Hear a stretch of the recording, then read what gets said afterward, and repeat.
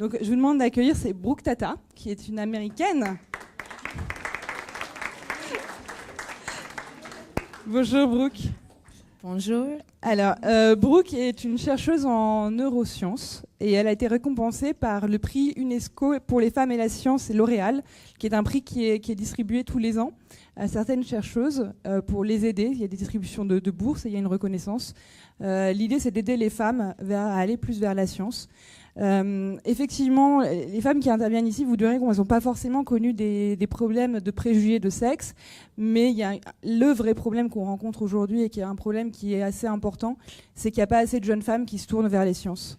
Je vais vous donner quelques chiffres comme ça. Il y a 37 femmes qui sont chercheurs en France, 37% de femmes, pardon, qui sont chercheurs en France aujourd'hui. Dans les écoles d'ingénieurs, on estime qu'il y a 28% d'étudiants qui sont des étudiantes. Et ça, c'est des grandes lignes, parce que vous savez que dès que vous tombez vers l'informatique, qui pourtant, on le dit suffisamment, est un métier d'avenir, il y a entre 5 et 8% de filles dans les effectifs. Donc c'est vraiment un problème. Hein. L'idée, c'est vraiment de se dire pourquoi est-ce qu'on n'arrive pas à avoir plus de femmes. Et L'Oréal, pour les prix, enfin le prix UNESCO L'Oréal pour les femmes et les sciences, essaye de combattre ça en mettant en lumière les jeunes femmes qui ont ce parcours. C'est des choses qui se jouent très tôt. Enfin, il y a toutes les explications qui se disent pourquoi les filles font pas de sciences, parce qu'elles trouvent que c'est masculin, parce que finalement il y a un discours autour des sciences qui est un discours masculin à tort.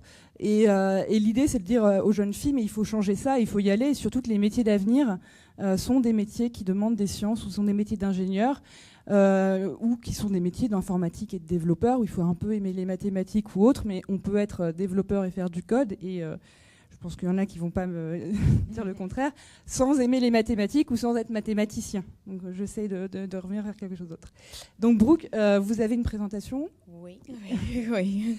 Donc je ne sais pas si... Okay. Oui, no, c'est bon? Pour ça, pour une raison. Donc voilà, je vais faire... Je vous laisse. Donc je suis vraiment désolée si vous ne comprenez pas. J'ai un accent assez fort en français, mais... donc, de toute façon, si c'est un problème, c'est peut-être un peu franglais. Mon présentation est en anglais, mais je vais essayer le mieux. Mais si c'est un problème, je peux aller lentement. Je peux faire en franglais. Donc, je suis là, en fait, et c'est vraiment un honneur. Parce que, en fait, c'est blanc pour une raison, parce que je vais faire une présentation un peu différente. Un peu plus à propos de moi, mon parcours personnel et professionnel et comment je suis arrivée. Donc c'est à UNESCO, à Bangkok pour UNESCO. J'ai donné une présentation et en fait, c'était bon pour une raison de juste lever votre main. Si vous avez pensé que je suis un scientifique, si je suis promenée dans cette salle et vous ne savez pas qui je suis. Il y a presque peut-être pas une personne qui pense que j'étais une scientifique du tout, une chercheuse. Et donc, ça, c'est quelque chose vraiment intéressant. Et quand j'ai posé une question à des élèves, ils ont vraiment pensé à propos de Einstein. Tout le temps. Que quand ils ont pensé à propos d'une scientifique, c'est une personne avec les cheveux un peu... c'est moi, en fait. Je suis un peu... débordé, bordel, je ne sais pas le mot, mais désolé. Mais de toute façon, c'est quelqu'un vieux, isolé, un homme, quelque chose comme ça. Donc, je suis là vraiment pour parler à propos de la confiance, pour casser les stéréotypes, en fait. Parce qu'il y a vraiment des stéréotypes et on ne sait même pas qu'est-ce que c'est des stéréotypes. Parce que c'est normal dans notre société, dans notre culture, dans notre famille. C'est normal. On ne pense pas à propos de ça, on suit ça. Donc, je vais parler un peu à propos de ça. Et ça, c'est un peu bizarre. Parce que quand je dis que j'ai fait mes études, j'ai fait mon master en génétique, j'ai fait mon doctorat en neurosciences, en neuroendocrinologie, et des gens pensent, mais non, qu'est-ce que tu fais vraiment? Je suis un scientifique, mais non... Tu dois faire quelque chose comme des cosmétiques ou quelque chose. Donc, on doit convaincre, des femmes doivent convaincre des gens tout le temps. C'est fatigant, en fait.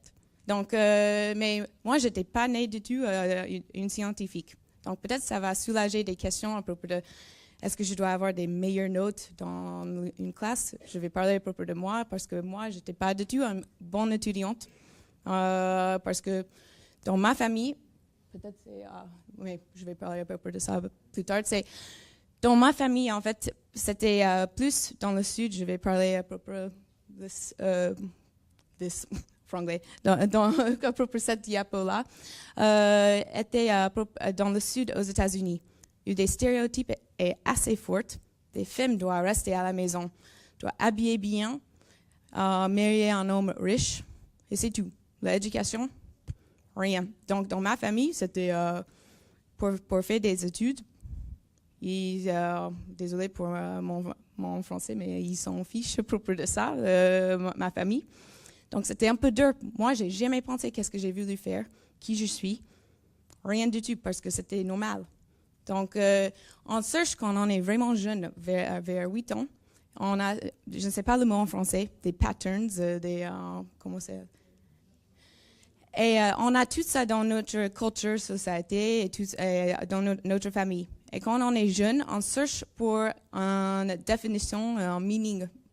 Qu'est-ce que ça veut dire pour nous? Et on essaie d'entrer dedans pour suivre tout le monde, pour pas être une personne qui est à côté. Et être, le black sheep, je ne sais pas, le mouton noir. Donc, et moi, j'étais le mouton noir, de toute façon. Mais on a tout ça et on ne pense pas. Et je suis là pour un message de vraiment penser à propos de ça parce que c'est vraiment bien d'être un mouton noir. Moi, ça c'est le truc, c'est vraiment bien parce que ça, tu peux trouver toi-même qu'est-ce que tu veux faire et ça, tu vas avoir beaucoup d'obstacles, mais c'est bien quand tu peux surmonter des obstacles. Et ça, c'est j'ai trouvé qu'est-ce que j'ai voulu faire. Donc là, ça c'est ma grand-mère et ma mère m'habillaient dans une robe d'une princesse. Et ça, c'est une fille. On est des princesses et des hommes à des Legos pour construire des choses et à l'orientation spatiale et tout ça. Mais moi, j'étais toujours dans une robe d'une princesse. Mais le même jour, j'ai enlevé le robe princesse et j'ai mis le truc de fireman, pompier, de mon grand-père. Et ma grand-mère dit, ah non, tu dois enlever ça tout de suite. Ça, c'est pour un homme, c'est pas pour une fille. Donc ça, c'est des stéréotypes normaux. Et on pense, ça, c'est pour un homme, ça, c'est pour une fille. C'est la même chose pour une carrière. Ça, c'est pour un homme, ça, c'est pour une fille. Et ça, c'est... j'étais le mouton noir. et vraiment, j'ai pas pensé qu'il y a une genre pour des choses. Et moi, j'ai pas vraiment respecté ça. Si j'ai voulu chercher pour quelque chose, j'étais curieuse. Et je pense que tu dois garder ça, la curiosité. Tu dois garder la confiance, monter la confiance, même pour parler devant vous en français. C'est assez dur pour moi. Même j'ai le jet lag un petit peu, donc j'espère que ça va aller. Mais on doit toujours garder la confiance, même s'il y a beaucoup de choses et beaucoup d'obstacles. On doit être la mouton noire, parce qu'on peut surmonter et il y a une personne qui va vous voir et dire, ah voilà, c'est une personne qui était en train de nager upstream, comment je peux dire. Mais donc, ça c'est Georgia, vraiment ça c'est le sud. La bonne nourriture pour avoir le diabète et aussi des stéréotypes. Donc, mais j'étais née au Colorado. Et donc, le truc à propos de ça, j'étais pas née du tout en scientifique. En fait, j'ai joué la tennis. Et j'étais pas bien avec mes notes. Et la dernière, c'était donc aux États-Unis, c'est 4 ans de lycée. La dernière année, c'est pour trouver l'université.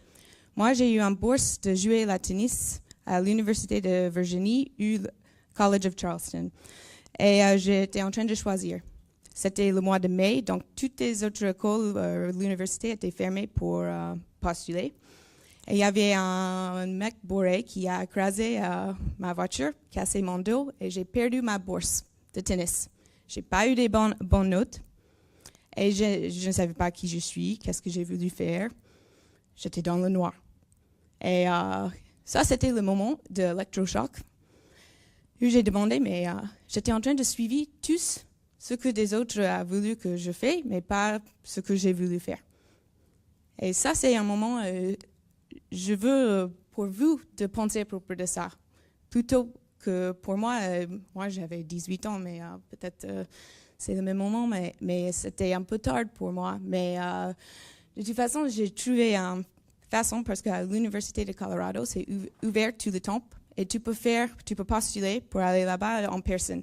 Donc c'est un personal interview, un entretien pour aller à l'université. C'est une bonne université, c'est pas Harvard, mais c'est bien.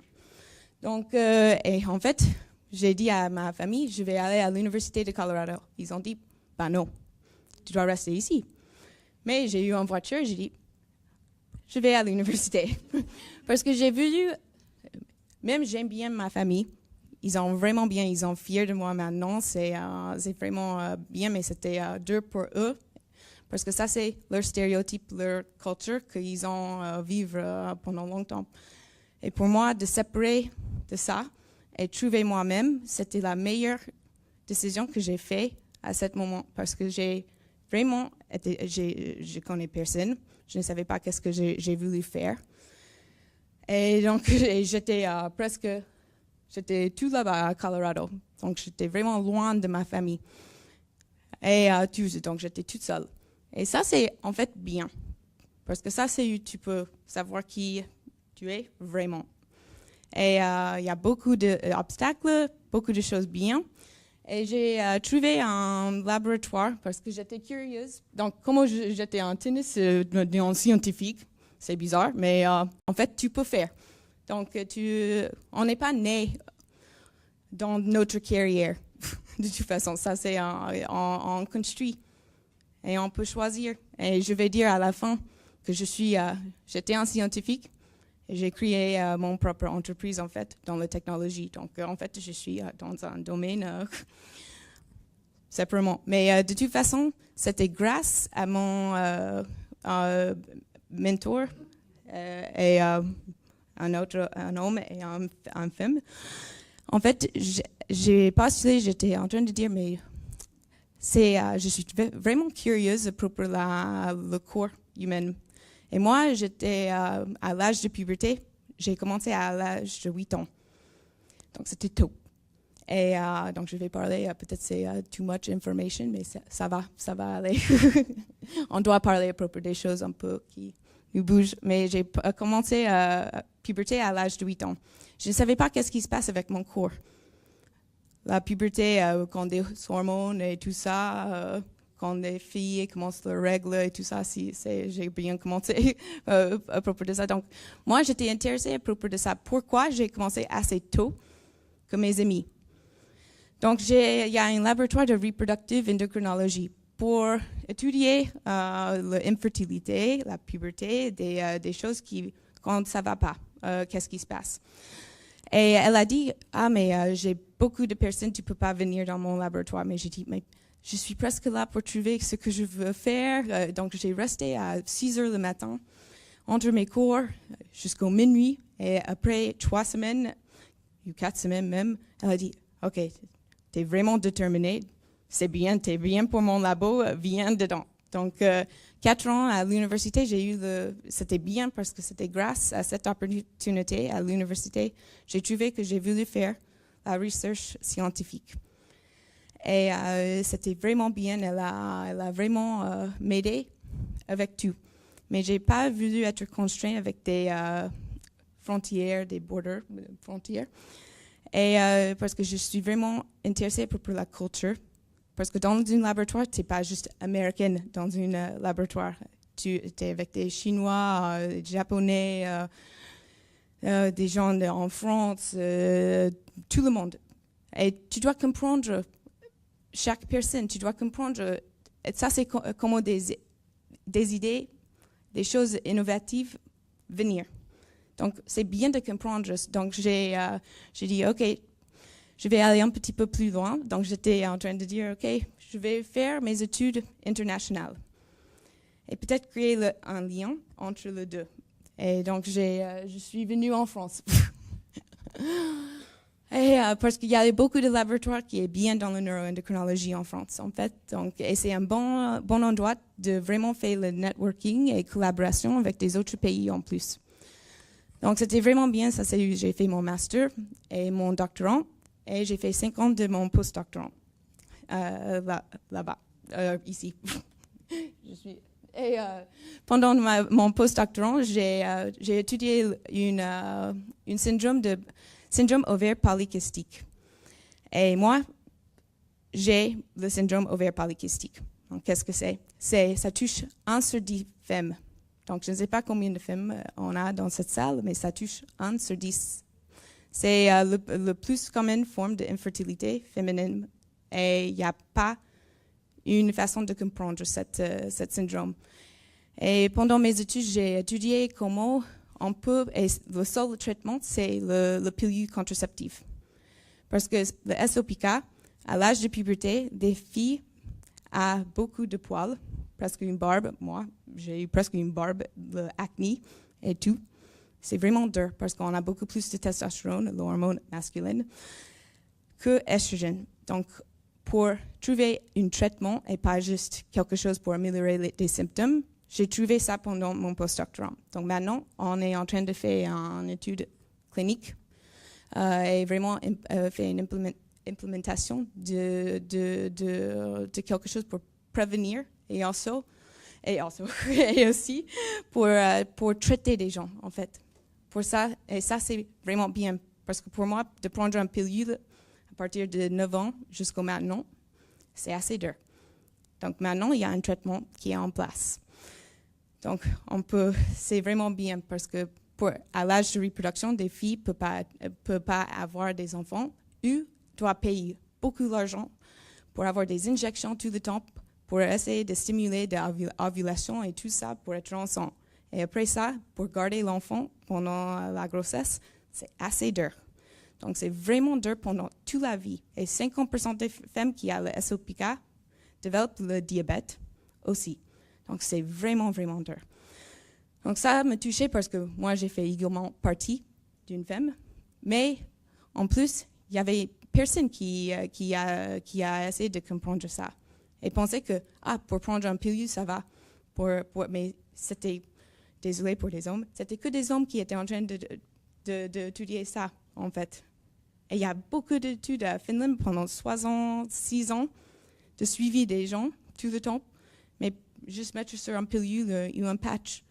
Mais pour nous, c'est bien de ne pas prendre un pilule chaque jour. Ça, c'est assez dur. Donc, grâce à L'Oréal et UNESCO pour être un lauréate pour les femmes et la science pour cette étude-là, c'était vraiment bien parce que ça ouvre mes yeux pour mon autre étape. Donc, parce que vraiment, pour être derrière la paillasse, c'est vraiment bien.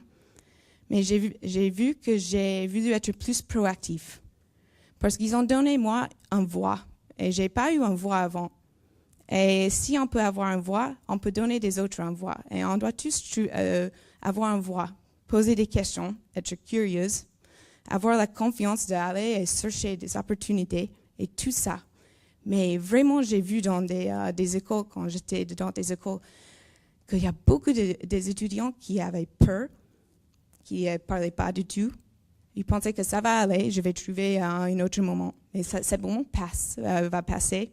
Et c'est bien d'attaquer un moment. Et j'ai appris ça avec le temps, et c'est grâce à L'Oréal et UNESCO que j'ai vraiment trouvé la façon d'aller un peu plus loin que la paillasse. Parce qu'on est en train de pipeter derrière la paillasse, mais on doit parler à propos de ce qu'on fait. Et on doit être engagé avec des étudiants. On doit ramener des étudiantes dans notre laboratoire, donner l'opportunité. Qu'est-ce que c'est de la recherche?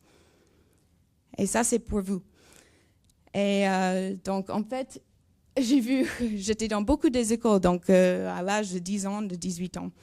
J'ai vu que beaucoup des hommes, presque tout, a parlé, tout le temps. J'ai dit non filtré, je dis en franglais peut-être non filtré, il n'y a pas un filtre sur ça. Ça, j'aime bien.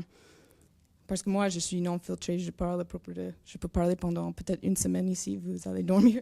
Mais de toute façon, mais il n'y avait pas une fille presque qui a parlé. Ils ont parlé avec moi après, et c'est bien. Mais quand j'ai posé une question, quelque chose comme ça, c'est vraiment timide parce qu'ils ont dit, c'est pas ma place, c'est la place pour lui, c'est la place. Donc j'ai vu, il y a vraiment toujours le stéréotype dedans. Et on ne pense pas jusqu'à quelqu'un pose la question à vous. Et peut-être tu peux réfléchir et penser un moment à propos d'un stéréotype qui était un peu une barrière pour vous. Mais on ne pense pas chaque jour. Et ça, c'est quelque chose de vraiment important. Donc, et ça, ça me touche vraiment avec des jeunes à l'âge de 10 ans. J'ai voulu presque pleurer. Et c'était vraiment tôt. Et c'est là. Donc, comment on peut changer ça? Et ça, c'est dans la famille. Ça, c'est vraiment sensible de toucher ça dans notre famille. C'est vraiment dur de parler avec notre famille que peut-être on est un peu différent, on veut faire quelque chose de différent. Et pour moi, d'intervenir dans ça, c'est assez, je ne peux pas. Mais de toute façon, ça c'est à UNESCO, on a parlé à propos de ça, de casser des stéréotypes.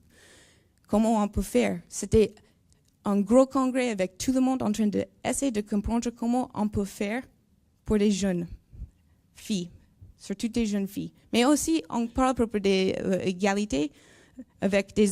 C'est surtout important pour les hommes aussi, parce que quand vous grandissez, vous pensez peut-être je dois ramener l'argent à la maison.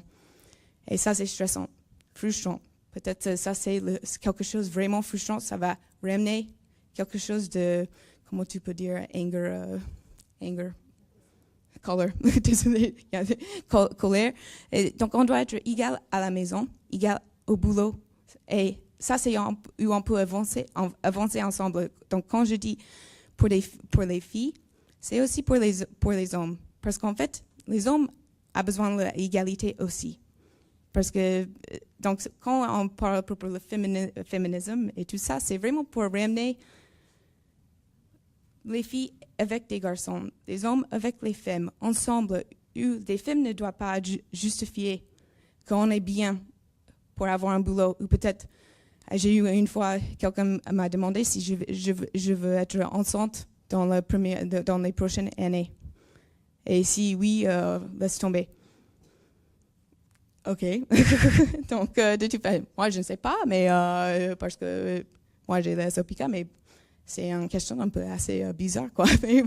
Mais ça, c'est quelque chose, pour des hommes aussi, on doit trouver pourquoi on a ça. On ne peut pas oublier des hommes non plus. Donc, ça, c'est mon opinion. Donc, peut-être je suis assez longue, donc je vais peut-être aller, mais il y a beaucoup de choses à propos de la confiance et aussi avec le courage. On pense que des vulnerabilities, je ne sais pas du tout le mot en français pour ça, vulnérabilité. On pense que ça, c'est quelque chose de négatif, des choses de weakness, des choses qui, peut-être on n'est pas bien dans ça, mais peut-être, ça c'est une stéréotype aussi. Pour moi, peut-être ça c'est quelque chose de bien, assez forte, mais tu penses que peut-être ça c'est pas bien. Donc, c'est toujours quelque chose que tu penses à propos des choses extérieures et comment on juge. Mais tu dois penser à propos de toi, de toi-même, et aussi des capacités de toi-même, pas ce que quelqu'un d'autre pense à propos de tes capacités. Ça, c'est où j'ai trouvé que c'est peut-être l'erreur, où on peut-être peut changer ça. Donc, je vais rater ça. Donc, tout le monde m'a demandé à propos de ma vie personnelle. Ça, c'est quand les filles ont commencé à parler.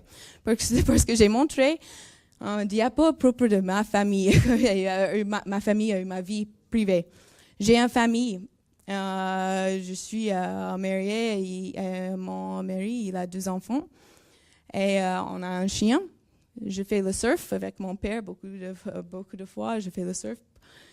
Je fais des choses avec mes amis, on fait du vélo, on fait beaucoup de choses. Ça, c'est à Nouvelle-Zélande, donc c'était vraiment froid une fois pour faire du... Donc, j'ai envie quand même. Donc, c'est pas, tu dois travailler tout le temps. C'est vrai, tu dois vraiment bien, tu dois travailler assez fort, tu dois te motiver, déterminé et passionnant à propos de ton travail. Et surtout, trouver un travail où tu vas avoir la passion, parce que tu vas être vraiment fatigué sinon. Donc, trouver la passion dedans toi-même, et il y a un boulot pour ça. Tu peux faire ça. Et tu ne dois pas avoir des meilleures notes. Moi, je suis un exemple pur de ça. J'ai eu des notes vraiment bien à l'université, mais pas au lycée.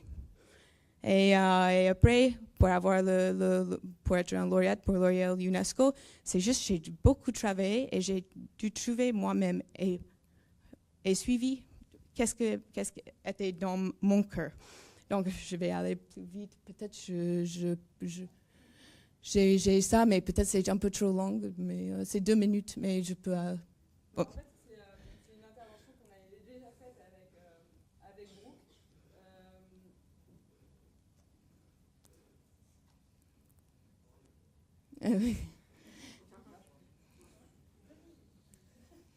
C'est de 2 minutes. Intervention, je vais en parler rapidement. En fait, c'était une intervention qu'on avait faite avec Brooke dans un collège. C'était pour orienter les jeunes, mais alors, plus jeunes que vous, c'était vraiment des collégiens de 4e sur les sciences. Et on avait vraiment eu une journée qui était construite le matin avec une intervention de Brooke en classe, et l'après-midi, ils avaient eu une conférence autour du cerveau. Et c'est une conférence que les collégiens avaient travaillée eux-mêmes, et ils étaient venus interviewer les différents participants sur scène. Et du coup, ça fait totalement partie des engagements de Brooke pour casser les stéréotypes et pour encourager les jeunes filles et les jeunes garçons à faire des sciences, parce que c'était quelque chose qui était très important quand on a fait une mission pour L'Oréal et quand on est récompensé par L'Oréal. Il y a cet engagement qui est après à faire dans les collèges et dans les lycées. Oui. Et peut-être parce que je vais parler à propos de ce que je fais maintenant, mais avec ça, c'était le cours qui m'a touché le plus. Parce que ça, j'ai vu que c'est à Longueville, c'est ça. C'est une ville qui est, c'est une petite ville, une petite bourgade qui est tout en haut du nord-est de la France, qui est à peu près à la frontière avec le Luxembourg et l'Allemagne. Et ce collège est un collège qui est classé REP+, et qui accueille en fait énormément de primo-arrivants, et qui a une autre particularité aussi, c'est qu'il est à côté d'un foyer d'AS, donc il y a beaucoup d'enfants qui n'ont pas de parents, ou en tout cas qui ne sont pas en contact avec eux tous les jours. Et donc en fait, les échanges qui ont été ce jour-là faits sur ce collège étaient des échanges qui étaient assez touchants, parce qu'on avait des jeunes personnes qui étaient totalement perdues et qui n'avaient personne pour les conseiller, en fait. Et il y avait notamment une jeune fille qui rêvait de faire des sciences. Et elle avait ce sentiment que c'était pas fait pour elle, parce qu'il n'y avait personne pour lui montrer la voie. Et surtout, il n'y avait personne pour l'encourager ou lui dire que c'était possible. Et je crois que Brooke a eu un échange très long. Oui, c'était assez... c'était eu ça... En fait... elle a eu des moments assez durs à la maison. Et moi, je ne peux pas changer ça, mais son histoire, c'était assez forte pour moi. Et ça, j'ai vu, je dois faire quelque chose de différent pour changer quelque chose. Si je peux, même si c'est petite, je dois. Parce que derrière la paillasse, il y a des choses que j'ai vécues, ça fait... plus que 20 ans. Et maintenant, c'est la même chose. Donc, qu'est-ce qui se passe? Donc, de toute façon, donc ça, c'était avec UNESCO. Donc, c'est pour Change the Equation. Donc, de toute façon, c'est des gens qui éduquent des enseignants à l'école. C'est vraiment important. Tu es avec eux peut-être tout le temps, plus que ta famille. Donc, c'est bien de parler avec eux. Et c'est pour eux aussi de penser à propos de ce qu'elle fait dans le classe, les curriculums des parcours dans la classe, pour être neutre, pour le genre neutre. Et que des filles vraiment choisissent une carrière quand c'est des stéréotypes. Donc des stéréotypes et tout ça vraiment est implémenté dedans, et on choisit une carrière qui peut-être est mieux pour être stable, pour avoir une vie qu'on pense. On peut avoir une vie ou quelque chose comme ça.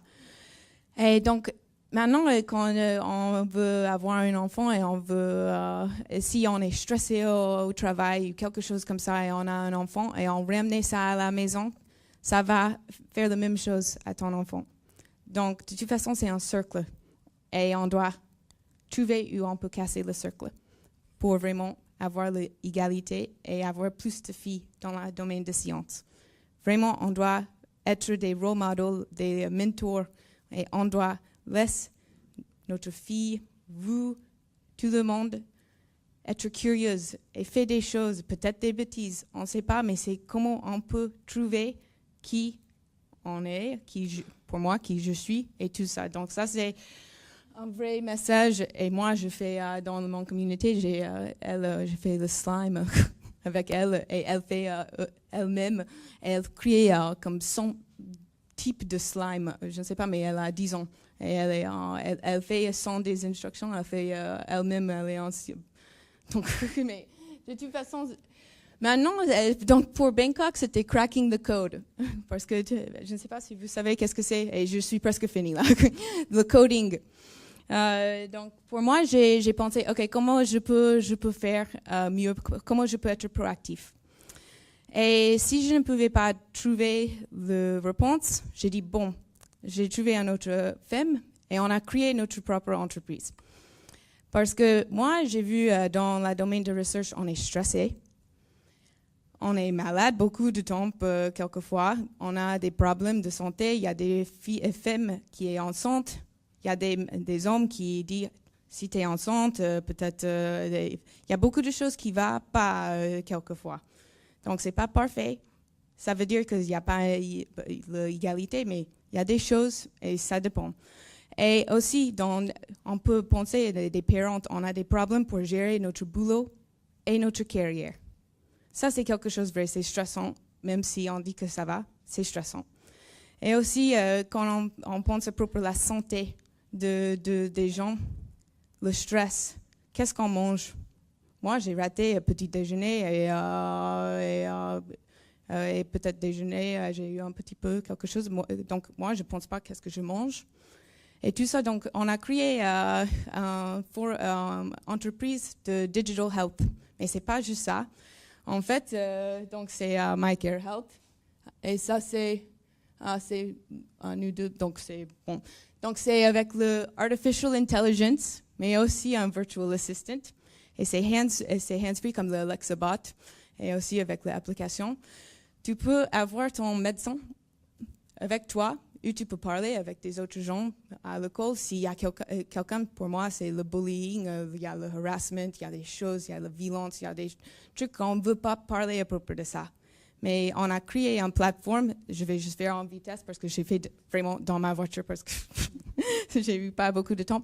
Mais on fait le tracking, on équipe avec un Fitbit, un Apple Watch ou quelque chose.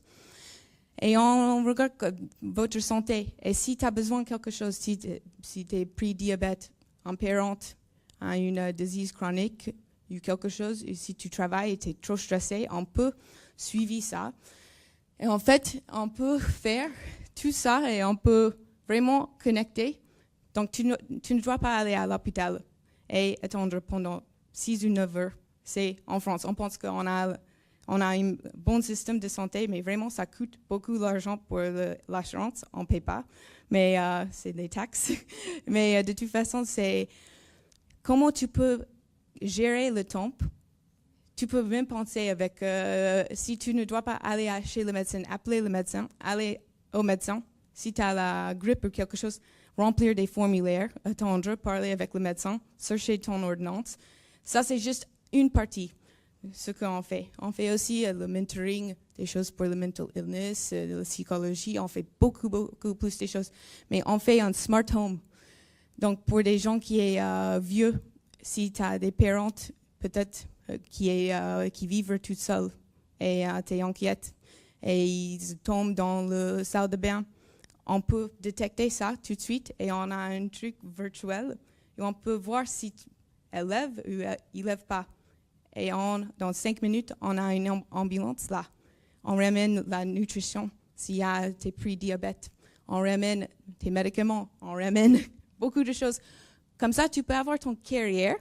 Tu peux pas être inquiète à propos de tes parents, ton bébé. S'il y a quelque chose, si tu es au travail et tu sens pas bien, on est là. Donc ça, c'est quelque chose de vraiment intéressant. Et tu peux faire avec... On fait le coding. Donc moi, je fais le coding maintenant. Et tu peux parler comme un SMS. Et c'est un chatbot qu'on a codé, un chatbot. Et tu peux parler avec ça à propos de qu'est-ce qui se passe. Tu peux parler avec des autres gens et tu choisis. C'est complètement secure. Avec tout le système, il y a Médecins Direct en France, on est aux États-Unis et on est aussi au Canada. Donc, ça fait 1 an que j'étais en train de faire deux boulots en même temps et maintenant je suis 100% dedans là. Mais je suis là pour parler et je vais finir. Donc, on fait beaucoup de services, mais on est focalisé et je suis là pour ça aujourd'hui. Donc, ça, c'est ce qu'on fait complètement. Donc, qu'est-ce que ça veut dire? Peut-être c'est trop long, mais tu peux parler avec ton médecin au téléphone, face en face, comme FaceTime, et il peut donner ton prescription, ton ordonnance, son avis là, ton arrêt de travail si tu as besoin, en digital. Donc, c'est génial. Tu peux aussi faire, on a toutes les choses avec UNESCO, ils ont dedans pour des éducations. C'est bien de savoir qu'est-ce qui se passe pour toi. Je sais quand j'ai mon Fitbit et j'ai vu que j'ai fait, je ne sais pas combien de choses, si j'ai fait des steps pour le jour, c'est bien, je sens bien. Et si je vois que j'ai dormi 2 heures comme hier soir, je dis, je dois dormir ce soir. Donc, de toute façon, on veut manager notre santé mieux. Donc, c'est pour vraiment, en fait, avoir une communauté ensemble. Et quand je dis artificial intelligence, ça veut dire que ça apprend avec le nombre de gens qui utilisent. Donc, c'est vraiment intéressant. Donc, c'est hors de mon autre boulot. Donc, ça veut dire que tu peux faire quelque chose de complètement différent. Moi, je ne suis pas un ingénieur. Je n'ai pas fait des mathématiques. J'étais en physiologie et je fais le coding. Je fais des choses comme ça, comme un ingénieur et un mathématicien. Donc, on peut faire ça. Donc, c'est juste... Qu'est-ce qu'on fait? C'est vraiment secure. On fait beaucoup de choses, licences, que chaque truc que tu veux, il n'y a personne qui va savoir. Donc, même nous, c'est complètement... Donc, de toute façon, on focalise sur le stress et aussi le chronic disease parce qu'il y a des femmes qui sont plus affectées et des jeunes filles qui sont plus affectées à l'école et leur carrière que des hommes. Et surtout, donc ça, c'est juste comment tu peux faire l'app. On a Uber pour la transportation. Mais de toute façon, j'étais à Londres hier jusqu'à 2 heures du mat de travailler dessus ça pour finaliser. En fait, ça, c'est le truc que j'ai voulu parler parce qu'on parle pour le digital health. Pourquoi c'est intéressant? La santé, c'est bien pour trouver l'égalité pour les femmes aussi, parce qu'il y a une inégalité pour la santé pour les femmes. Donc, je ne veux pas donner cette plateforme pour notre entreprise pour des gens qui sont juste riches et c'est bien d'avoir. Ça, c'est quelque chose qu'on doit avoir. Donc, il y a un groupe aux États-Unis qui s'appelle Mimsy. Et cet homme-là, il est un obstetrician. Il donne sa vie pour donner des gens à Haïti. Comment je dis Haïti? Haïti, c'est à côté de la République dominicaine. Ils n'ont rien du tout. Donc, il y a des femmes enceintes. Ils n'ont pas le santé prénatale, le care. Ils n'ont pas des médecins.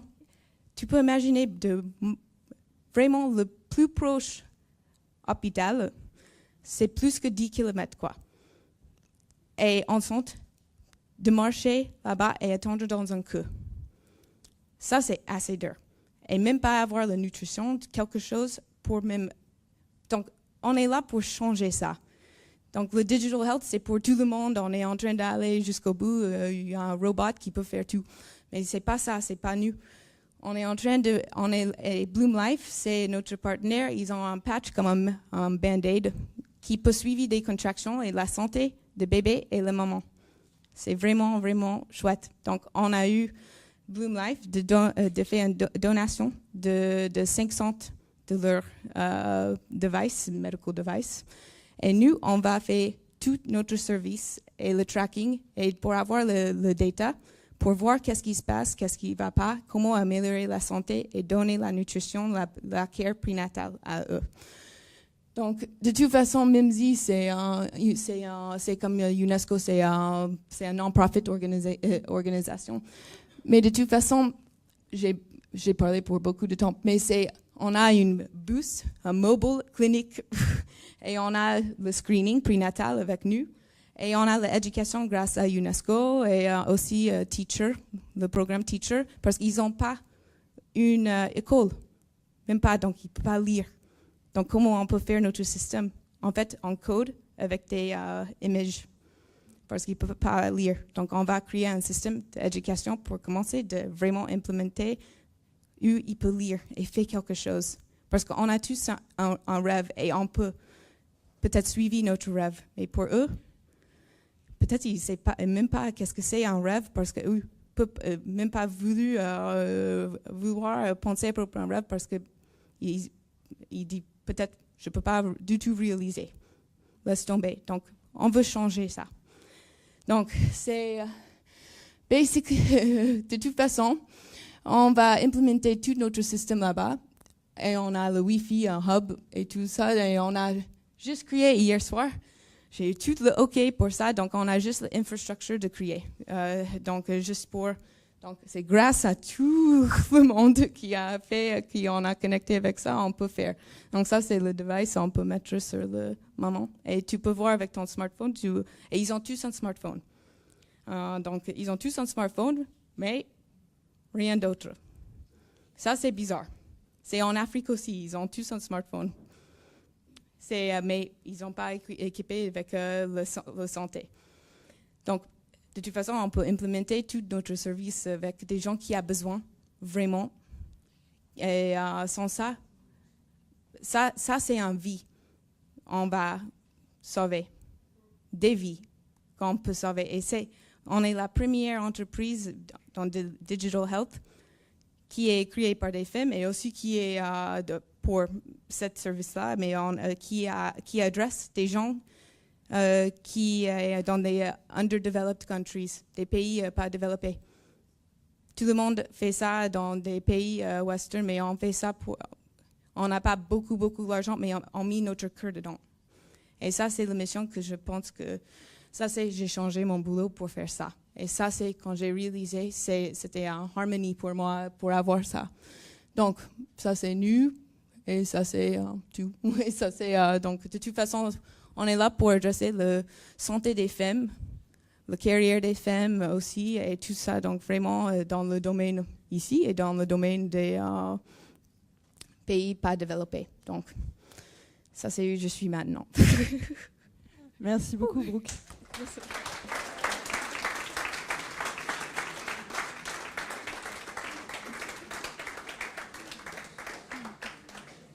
Donc, vous voyez, on peut faire beaucoup de choses et on peut changer de carrière plusieurs fois. Est-ce que vous avez des questions pour Brooke?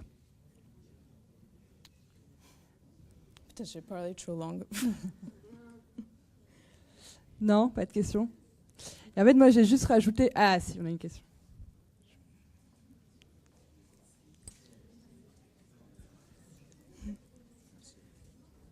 Bonjour, je voulais savoir comment votre entreprise génère-t-elle de l'argent? Comment j'ai quoi? Comment votre entreprise génère-t-elle de l'argent? Donc de toute façon, avant qu'on a implémenté aux États-Unis, on a déjà commencé en France et au Canada. Donc on a avec des parents, comment je dis parents, avec des parents, des gens qui ont des bébés pour parents. et aussi, on a généré l'argent avec notre partenaire pour faire des pilotes, des phases. Donc, on est en train. Moi, je fais le parti aux États-Unis. C'est assez dur avec toutes les régulations et tout ça. Donc, on commence en janvier. J'ai dû faire beaucoup de choses pour être sûr que c'est avec toutes les régulations, comme la santé là-bas, avec Trump, ça change tout le temps. Donc, de toute façon, j'ai dû faire beaucoup de choses. Mais de toute façon, on était déjà implémenté en France et au Canada. Il y a Surtout, il y a des corporates, des business qui utilisent pour leurs employés parce que c'est vraiment bien pour eux parce qu'en fait, ça coûte 300 € par mois, par an pour un employé salarié par an pour l'employeur pour des jours ratés. En fait, donc si tu multiplies ça par le nombre d'employés, ça c'est beaucoup d'argent que la compagnie perd. Avec notre système, on ne va pas rater le travail. Et c'est un système de l'assurance aussi dedans. Et il va sauver l'argent. Et donc, de toute façon, on a beaucoup de clientes qui a une entreprise, c'est une corporation et tout ça. On est en train de parler avec L'Oréal en ce moment à propos de ça. Donc, c'est vraiment pour... Tu veux que... Et aussi, on commence avec Delta aux États-Unis. J'ai oublié ça. Donc, tu peux imaginer... donc, ça, c'est comme on a... avec un pilot, on fait... OK, c'est vraiment comme 10 €, quoi. C'est vraiment pas cher parce qu'on a beaucoup de partenaires. Mais de toute façon, avec Delta, avec des flight attendants, je ne sais pas comment dire ça non plus. Ils ont beaucoup de jet lag, pas dormir. Tu peux imaginer pour aller à Paris, aux États-Unis, et pour servir des boissons et pour tout le monde. Et ils ont 3 jours pour récupérer et retourner.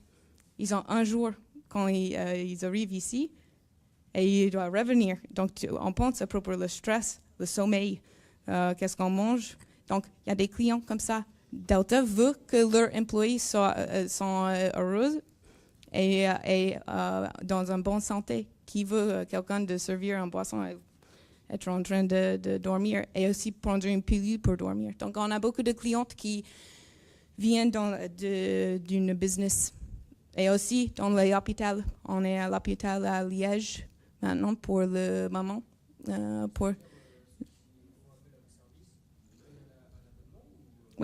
Oui, c'est ça. Donc, ils mettent ça dedans, ils adoptent ça dans leur système. Et c'est avec l'assurance. Donc, en fait, ça a amélioré beaucoup de choses. Et ça a diminué des gens qui vont à l'hôpital tout le temps.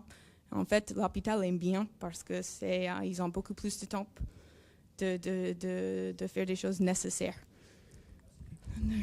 Merci beaucoup, Brooke.